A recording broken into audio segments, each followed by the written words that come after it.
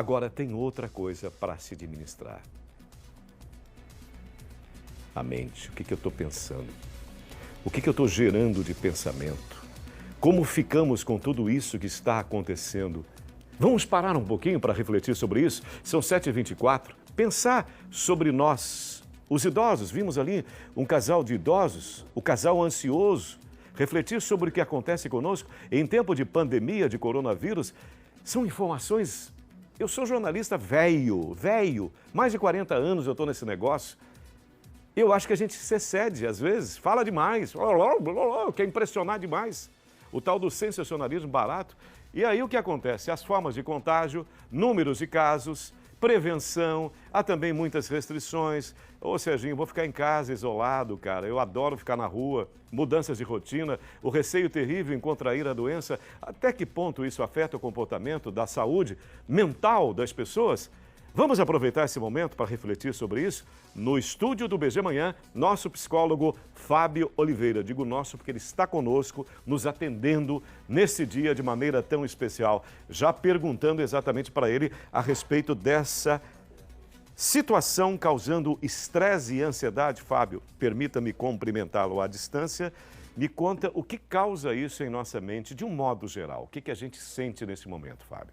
Bom dia, Sérgio. Bom dia a todos que estão nos assistindo.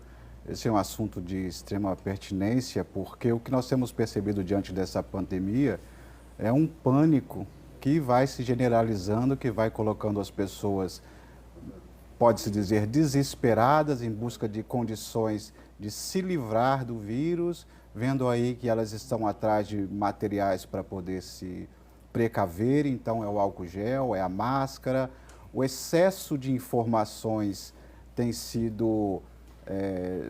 vindo a contramão, ou seja, não tem ajudado bastante, porque passam a maior parte do dia atrás de informações, e essas informações muitas das vezes distorcidas, informações fakes, informações que saem pelos grupos, famílias, e isso tem gerado aí um isolamento, tem gerado um pânico, tem gerado estresse. Aqueles que já são portadores desse transtorno têm se acentuado e nós estamos vendo aí que muitas pessoas estão entrando realmente num estado de calamidade. Pode-se dizer porque não estão conseguindo gerir as suas vidas em virtude do medo de morrer por conta dessa pandemia.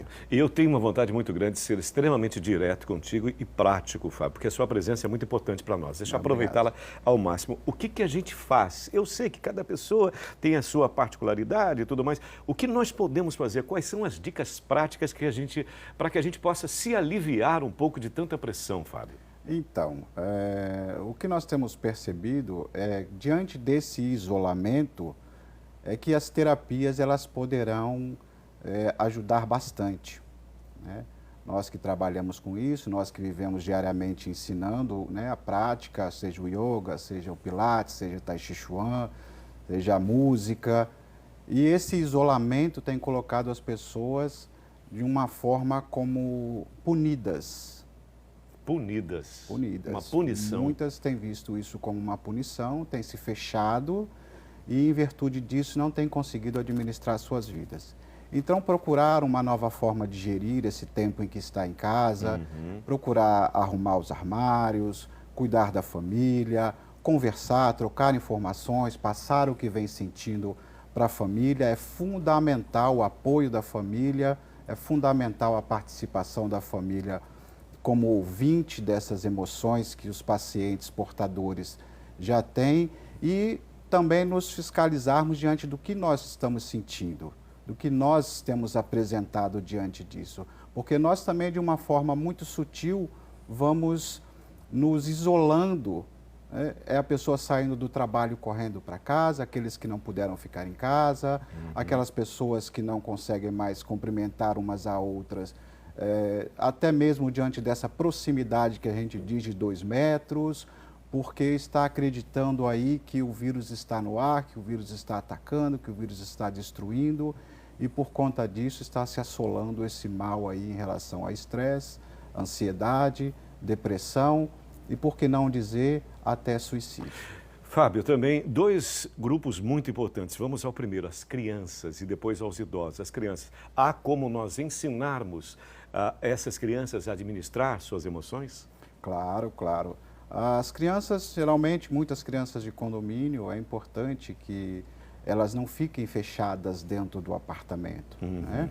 O que foi pedido é que elas não fossem para os colégios, que elas não fossem para os espaços públicos, que não fossem para as ruas, mas as famílias podem administrar, podem gerir uma forma de lidar com essas crianças, uma forma de brincar, uma forma de distraí-las, de levar até essas informações para que elas possam compreender o motivo pelo qual elas estão dentro de casa. Porque senão elas mesmas começam a criar esse processo de repúdio diante da outra criança porque suspeita que o outro coleguinha possa estar. Então, tudo isso é importante que a família faça. Venha gerir com a criança uma forma de brincar, os pais separem um tempo para brincar com as crianças, os pais possam ouvir, né, as suas demandas, fazer as explicações e, de uma forma ou de outra, descer um pouco, caminhar um pouco pelo condomínio, fazer algo que atire desse isolamento. Um grupo extremamente sensível e importante para todos nós que são os idosos. Eu sei disso, tenho uma mamãe que vai fazer 89 anos em maio, estive com ela recentemente. Há uma perda muito grande de cognição, perde memória, muito estresse, fica muito assim, teimosa, muita teimosia, não consegue. Como é que a gente trata dos idosos para a gente encerrar, Fábio? Os idosos é uma parte bem importante para a gente, por ser um grupo de risco, né? É o que tem mais sido visto aí dentro dessa pandemia, se perdendo. Então, é importante que a gente também possa lidar com eles, possa fazer com que eles tenham a clareza do que vem acontecendo. Recomendo também esse mesmo processo de estar presente, de dar uma atenção maior, de colocá-los de uma forma útil dentro de casa, porque muitos ficam fechados dentro do quarto, muitos ficam isolados. Nós temos pacientes nessas condições, nós compreendemos que as famílias mantivessem os seus idosos dentro de suas casas, mas também pedimos que eles não ficassem reclusos, que eles não ficassem fechados e que eles pudessem ter uma participação ativa.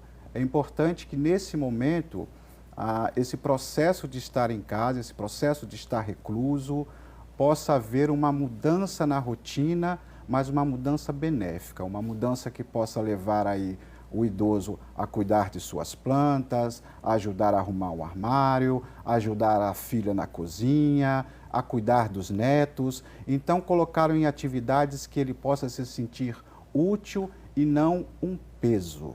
Obrigado, Fábio. Fábio Oliveira, obrigado pela sua contribuição. Eu que agradeço. Sinta-se cumprimentado. Muito obrigado por uma contribuição tão importante. A todos. Tá? Ótimo dia, Fábio. Obrigado.